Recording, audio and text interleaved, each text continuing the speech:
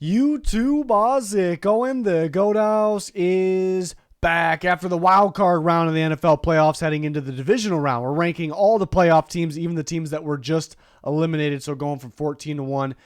These are based on how they played so far, but also what I think they are capable of. So combining those things, all kinds of playoff and offseason content here. So join us, like, subscribe, turn notifications on, follow us on Twitter. Check out our sponsors, links pinned in the comments. Eagles got to be last. I mean, they look like the worst team going into the playoffs, but I kind of was predicting them to maybe click into gear a little bit, so I couldn't really rank them based on how they were playing at the end of the regular season, but I should have done that because they continued to play like how they were playing at the end of the regular season, like the worst of the playoff field. So not good on offense or defense. I mean, there's a lot of teams that were really bad. Like all the teams that lost but one were pretty bad. But at least there was like something small, at least for some of those other teams. Eagles, it was bad everywhere. The tackling was probably the worst, but the little effort, the little energy, motivation, that's a little concerning. So just a brutal outing against, getting dominated to the Buccaneers. So they were 9 to start, and they ended up at 14. Next, going to go Steelers, and maybe they put up a little bit more of a fight than some of the other teams. I do think the Bills were coasting a little bit. I think at the end of the day, you can see it was evident the Steelers just don't really have the talent that some of the other playoff teams have. Especially with TJ Watt out, but a lot of teams are missing players. Tackling was poor. This game felt over early, and again, they got within 7. I felt like the Bills were coasting a little bit, trying to save some things like what I predicted them to do, and there was more scoring than I thought, but it kind of went towards how we predicted. Like the Bills would kind of hit the brakes a little bit. So even though it was a 7-point game at one point, I did think they were comfortable. I think it was, again, pretty clear the Steelers just did not have the talent to match up. They were 14. They actually moved up a spot, and the Eagles were just definitely deserving of being last. Going to go the Browns next. They had some explosive plays on offense early, but defense was surprised. I knew they weren't as good away. It was kind of part of my prediction of the Texans winning.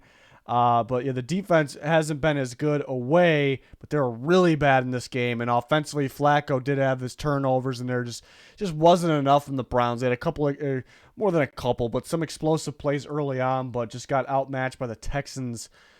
So they go from 10 to 12 and exit at the wild card round. Number 11, we're going to go with the Dolphins. Nothing going for the Dolphins. That's why it's tough. There's so many of these teams, they feel like they're last. Like you can rank the Eagles last, the Steelers last, the Browns, the Dolphins. They're just all that bad. And the Dolphins were very beat up. Again, a lot of teams are, but offense was awful. Too cold for Tua maybe. Offense just could not do anything. Just nothing going for them. And defensively, I mean, the defense was getting beat up too, but not in the red zone. That's really the only bright spot was the red zone defense, and they kind of kept them in the game longer than they probably should have been kept in the game. But even the defense in general wasn't that great, but it's mainly to blame. Mainly to blame is the offense there. So they go from 7 to 11. The Cowboys are at 10. I mean, the Cowboys might be the biggest disappointment of the weekend because they're viewed as a good team. Some of these other teams are like, are they good enough for the playoffs? I mean, because their skill or who's out, like injured for them. The Cowboys are supposed to be pretty good, and they're playing a 7-seed team that squeaked in, and they got dominated. And the offense was even disappointing at times, especially in the first half, and Dak was disappointing, but they did have explosive plays. They were able to move the ball. I felt like they were maybe slightly better, and you got to factor in the whole year when you're comparing these teams below them. All the teams that just got dominated, I guess. Not much splitting them up. All those teams were really, really bad. A lot of ass beatings this week. Every game but one, really. So the Cowboys go from 6 to 10, which 6 was, I think I was ranking them lower than other people. I think a lot of people had them in the top 5. So, but they ended up worse than that, obviously, 6 to 10. And the Rams were the best team that was eliminated. Put up the best fight. Only lost by 1 point. I had them at 4. I was pretty high in the Rams going into the playoffs. They got hot at the end of the year. Stafford is playing his best ball. I mean, he showed it in this game, too. I mean, he was concussed and hurt his hand, hurt his ribs at one point, and he was still balling. Offense, not really an issue. I mean, Kyron Williams got hurt. That was because he was starting to run well, too, and he's a really good pass protector, so that was tough, too. Defense was disappointing, but they did adjust for the second half, and it almost helped them win the game. Perfect world, they get touchdowns and field goals. The calls definitely were not going their way in this game, and they just lost by 1 point. So I think the Rams were a pretty good team, much better than the other teams that let loss. Just a tough break for them in that battle, which was the only good game of the wild card round. Number 8, the teams that are remaining, so tough to rank. Because I think if you look head-to-head, you got like 3-way ties or 4-way ties. Like if you were to predict head-to-head, like the Bucs are probably better than the Packers. I don't want to base head-to-head, but I don't want to base it off the regular season game. But head-to-head, I'd probably take the Bucs, but I would probably take the Packers over other teams that are ranked up there. Maybe some really good teams. The Packers, we'll talk about the Packers. They look really good right now. Between the Lions, the Texans, some of these other teams, I think you get like 3-4-way ties head-to-head, so you can't really base it off that. Buccaneers looked really good down the stretch of the season. They looked really, maybe not in the last 2 games, but they looked, in the regular season, I should say, but they looked really good against the Eagles. There were times where it felt like the Bucs, like they probably should have like 50 points. Like they need to execute a little bit more on offense, catching the ball better, maybe Baker getting rid of the ball a little bit better. But overall, they played really well. They'll play the Lions in the divisional round. Could look a lot different than the last time they played, mainly because the Bucs had like no offense in that game. I'd imagine they would get offense going in this game, but then the Lions' offense is tough to deal with, obviously. So they go from 12 to 8. Tough splitting these teams up. I'll go Texans at 7.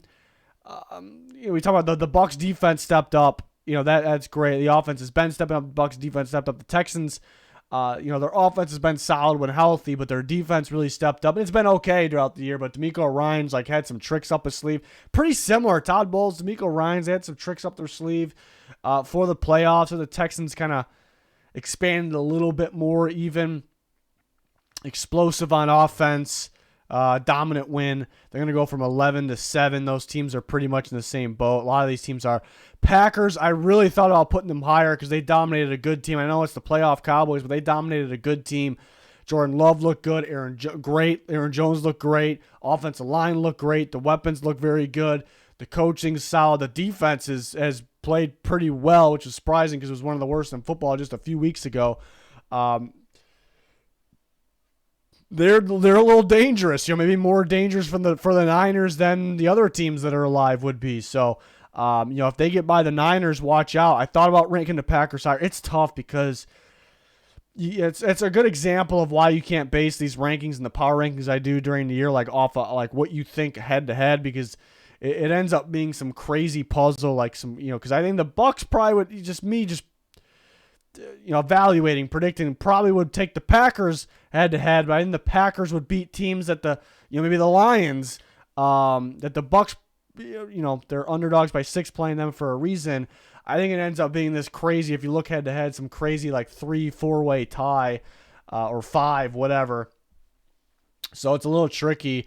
Still, I know I keep doubting the Packers defense, end of the regular season, and this past week, it was just so bad. Even coaches or players were calling for coaches like Joe Barry to be fired on the spot. It was unbelievably bad. So in the back of my mind, I'm still do I want to believe it's fully fixed right now? It looks pretty solid. So that's kind of the one thing I'm looking here.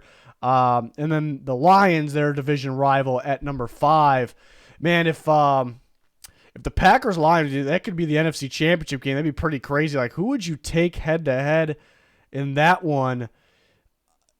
It'd be an interesting one, but the Lions, I still worry about their defense a little bit. Could go up those explosive plays, but the offense looks as good as it's been all year. I mean, the running game, the passing game, both of it, physical, high motor team, a lot of energy, can pull off those squeakers. Obviously, we saw they played a good team in the Rams. The calls definitely went the Lions' way in that game, especially at the end. But they still played well enough to win, which they won. And they played the best team that was eliminated. They played the best. They had the toughest matchup in my opinion, at least, in the first round, and they won it. So they're going to go from 8 to 5, see if the defense can hold up. But that's kind of the question with the Packers. The Bucs, out of those 3 teams, I'd probably trust the Bucs defense the most. It doesn't mean I'm necessarily picking the Bucs over the Lions. We'll see our picks this week, but I'd say I'd probably take their defense. So out of the NFC teams that are remaining, not named the Niners, I would probably lean Bucs defense out of the 3. But the point is, all 3 of them still kind of have that question at defense, where the Niners don't. So it's pretty interesting. Field of pool of teams here in the NFC. 4, I'll go Chiefs. Impressive. I expected them to do that though in the first round, but maybe kind of clicking in the playoff gear here. Some drops still. Kelsey had some drops, but Mahomes played very well. He's so dangerous, especially as a scrambler. Defense played extremely well in that game, so they're going to be number 4. And they'll play number 3, which would be a really good game. The Bills are very beat up right now. Again, a lot of teams are beat up. The Bills they're dropping like flies right now, so that's kind of what could be stopping them. But they still play pretty tough on defense. They're mixing up coverages, unlike the past couple of years. Why the defense went downhill in the playoffs, because they were so predictable. Cover 2 over and over again pretty much. Now they're mixing it up a lot. So even though the defense is more beat up than it was in the past, it actually could be better still. Offensively, again, it's why I've been high in the Bills. Like they have a variety of ways of beating you, and I still think they're holding back. They're kind of saving stuff a little bit. Josh Allen stretches the field with his arm, but his running ability, we saw it in the Steelers game, is ridiculous. James Cook's running ability. Stephon Diggs got going. Shakir is a special weapon. Dalton Kincaid, Dawson Knox, Gabe Davis should be back. So it's just there's offensive line's better than it has been the past few years. So there's just so many different ways they can beat you. That's what I love about the Bills. And they could definitely be a threat to the Chiefs. Chiefs could be a threat to them. They could be, Bills could definitely be a threat to the Ravens. Maybe just too much offense for a really good defense in the playoffs. I actually think that'd be a high-scoring game between the Ravens and the Bills if we see it. But gotta go. You gotta go with the Ravens at 2, keeping it where I had it. Now head-to-head, you could say they're better than the Niners. The Niners, I think, could beat more teams, in my opinion. Especially, I kind of factor in who they have to play, who they possibly could play. So, NFC, AFC difference does come into play. It's how it started last week in this video as well. But the Ravens, curious to see if they could carry over as the most juggernaut-looking team in the regular season. Defense, best in the playoffs. Entering the playoffs, we'll see if it is. Lamar Jackson, best player entering the playoffs. The only question I have with them really is the receivers. How consistent will they be? Sometimes they're a little bit of a letdown. They are getting Mark Andrews back. I guess there's another question. Will they stay healthy throughout the rest of the playoffs? They only got to win 2 more games to get the Super Bowl, though. Number 1, I'm going to go Niners. I feel like most complete team. I don't really think anyone challenges them a ton in the NFC. Of course, anybody can win. Packers upset the Cowboys, but very complete. Not a massive threat in the NFC for them. Really, I don't really have any. I guess the question is Purdy, but he's played well this year. But I guess against those good defenses, is there really that good of a defense in the NFC? It would come down to like if they played the Ravens in the Super Bowl, specifically. So I don't know how much of a question that is. Really, my only thing is the question with them is how durable, like how healthy will they stay? We've seen it in the past, entering the playoffs right in the beginning of the playoffs, and then last year in the NFC Championship game. So that, most complete team, I feel like, for the playoffs, but we will see. We finally get to see these top seeds play this round, and could they be trap games? I mean, they're going to play 2 explosive young quarterbacks, teams, I should say. The Niners playing the dangerous Packers, and then the Ravens playing the dangerous Texans. So excited about that. First glance, 4 games, looks like the favorites are rightfully the favorites, like they should win, but there's bound to be an upset, at least one upset, right? Usually the favorites have done well this year, but I think out of those 4, I think maybe one upset's got to happen. Who will it be? We're going to break it down this week.